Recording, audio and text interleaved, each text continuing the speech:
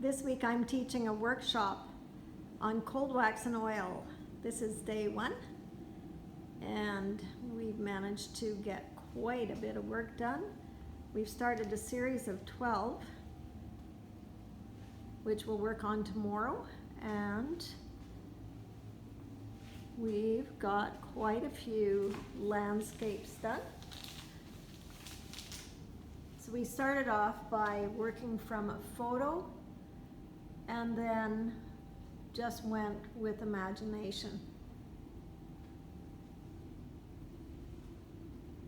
There's 5 students in the class.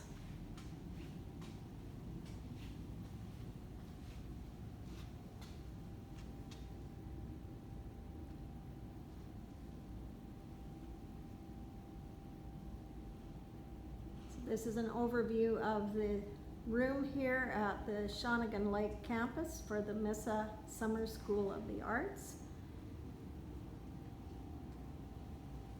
And I will share some more on day 2.